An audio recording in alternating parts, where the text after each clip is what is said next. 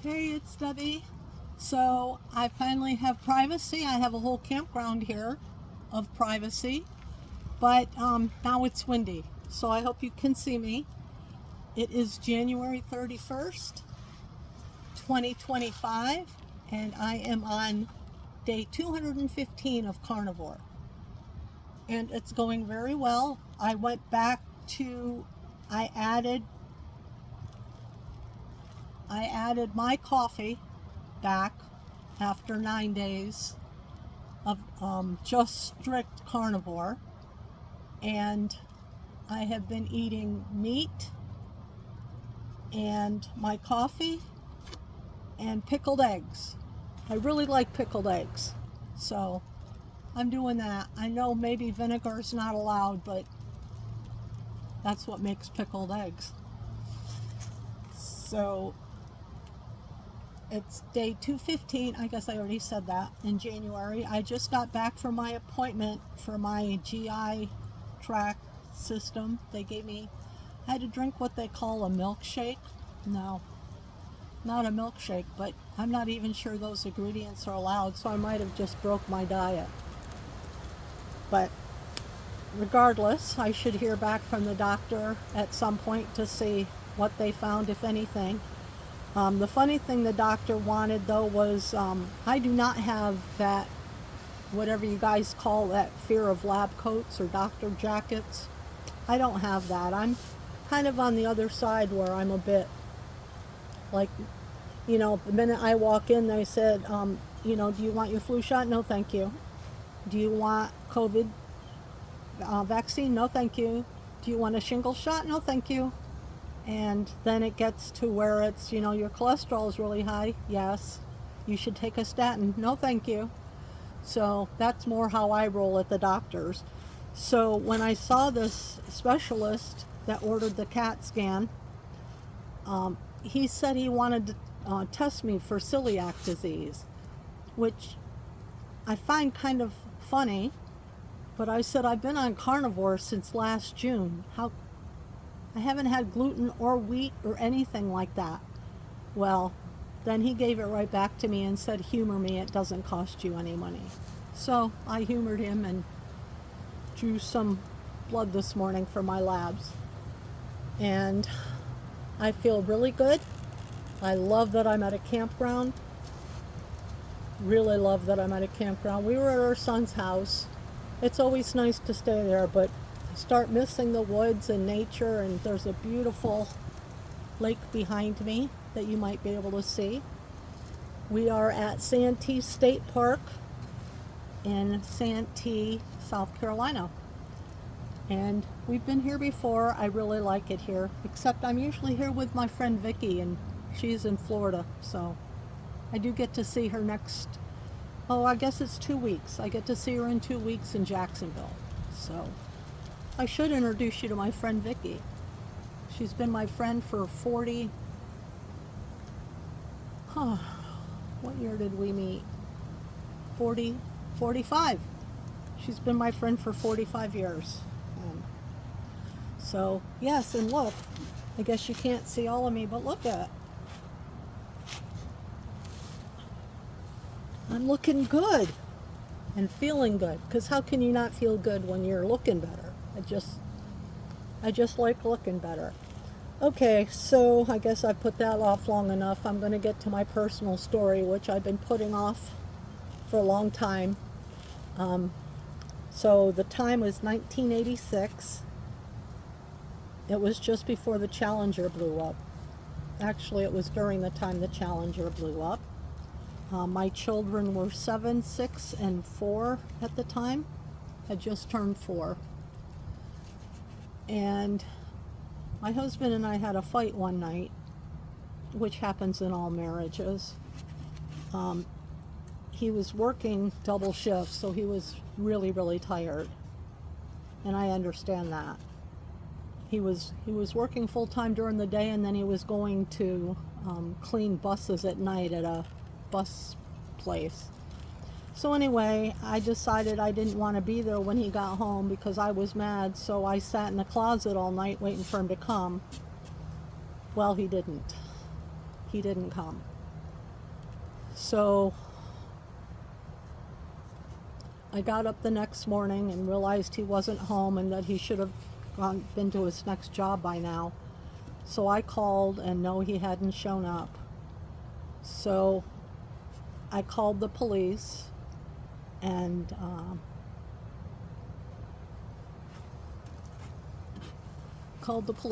asked if they could do like a missing persons. Well, they couldn't because it hadn't been long enough, and they said maybe he just left.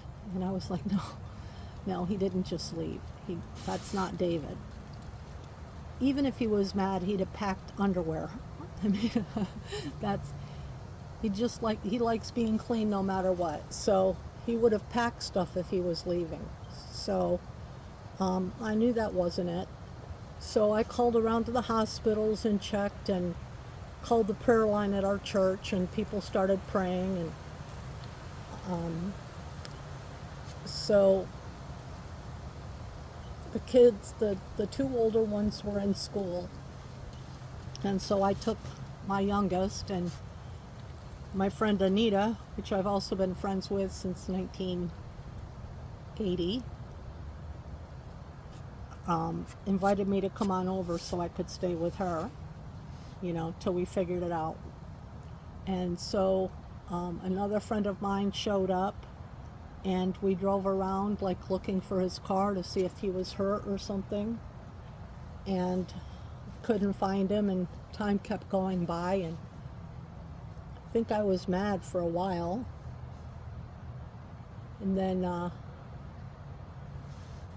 one of my friends that I was with driving around, I know, before that happened, then at some point I was at Anita's, and someone walked in and said, "Debbie, he's not missing."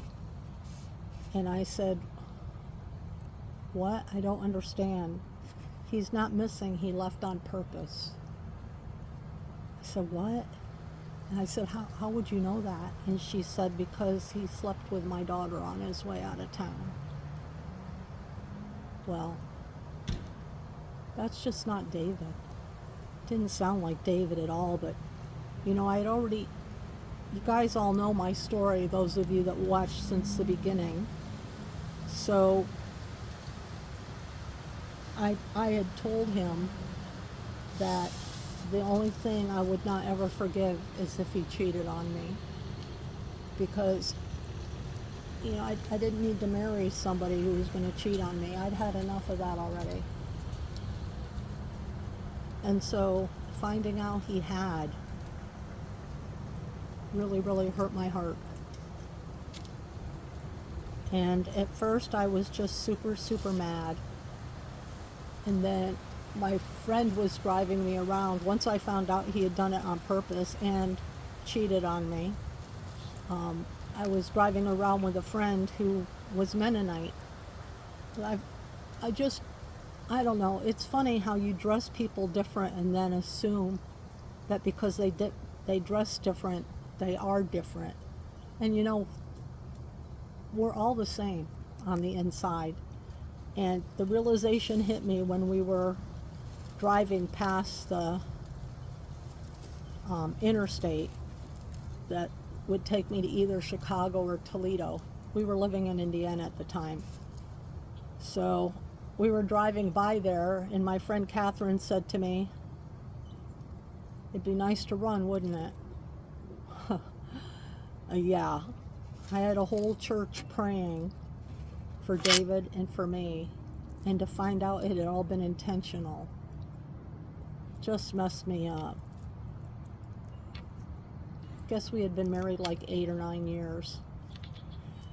So I know this is super exciting to hear.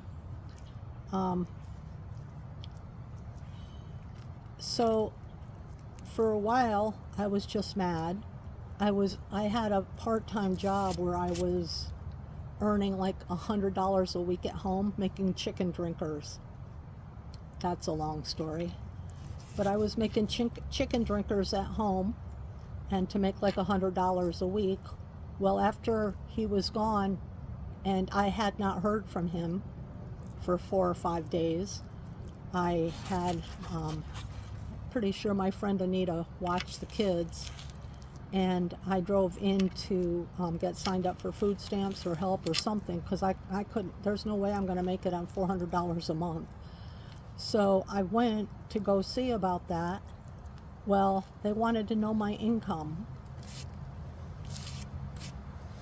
This part of the system just drives me crazy, because they had me fill out a form, but then they said, well, I made too much. We made too much as a family in 1985. Well, when you're raising 3 kids, it doesn't matter what you made a year ago. What matters is what you're making right now. And with him gone, I'm making $100 a week. So, but then this is the goofy part to me in this country. Is they said, I said, so is there anything I can do? And she said, well, if you quit your job, we can pay you. And I said, wait, you want me to give up $100 a week so I can make, I don't know, $500 a week? Can't you just say I'm making $100 a week and then just give me the difference for just a while till I find something else, till I do something else? This is an emergency here.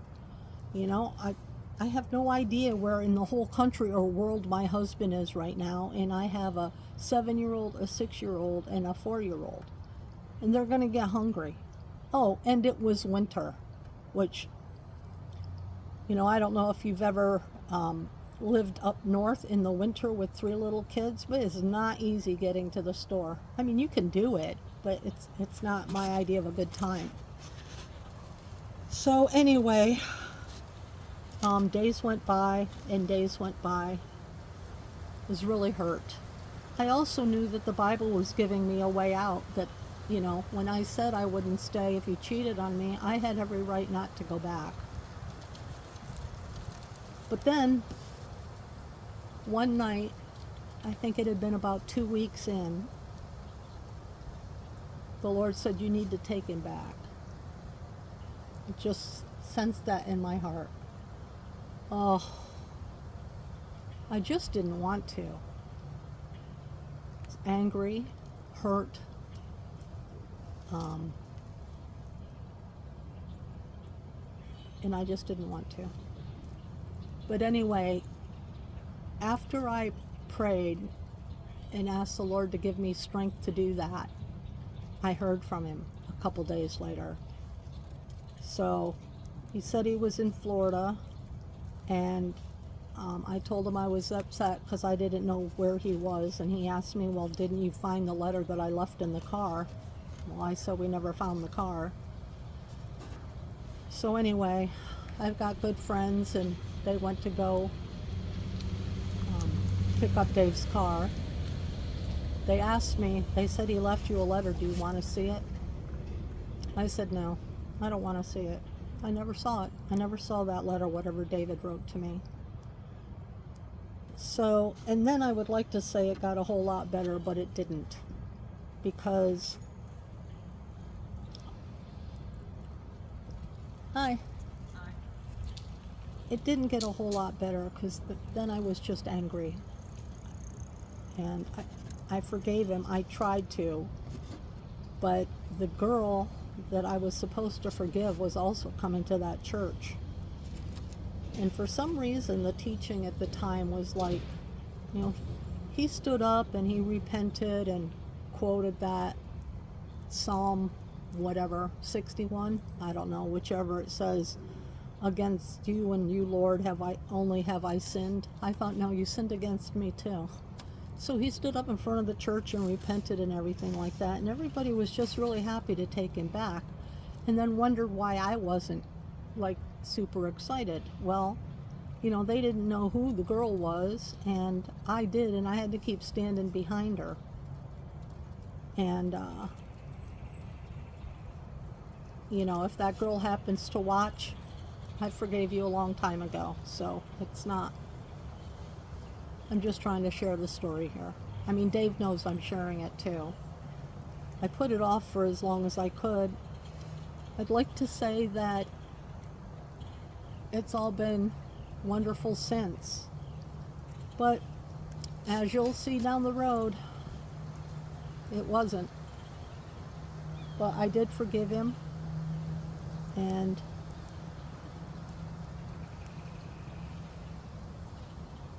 yeah, we had some communication problems after that, and everything wasn't wonderful for a long, long time.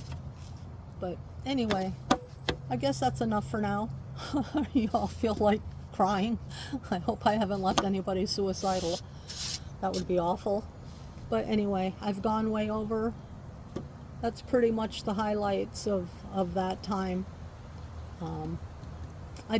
We did end up leaving. I said, no, I can't stay here. So we ended up actually moving to Florida the following year. So at least that leaves it on a good note. I like Florida. My family was there, so I got lots of support. So anyway, it's Friday. I hope you all have a fantastic weekend. Thank you for all the wonderful comments and compliments and encouragement and everything you guys send my way. Lynn Tucker Carnivore, thank you so much for the shout out. If you guys aren't following Lynn, you can find her over on Lynn Tucker Carnivore on YouTube. She's great. I recommend you go check her out. So anyway, have a great weekend. I probably will not post again till Monday. Maybe I will. I'll see what the Lord puts on my heart next. So anyway, thanks again. I hope you guys are all okay. I'm fine. Things turned out. Took a long time, but they worked out. Talk to you soon. Bye.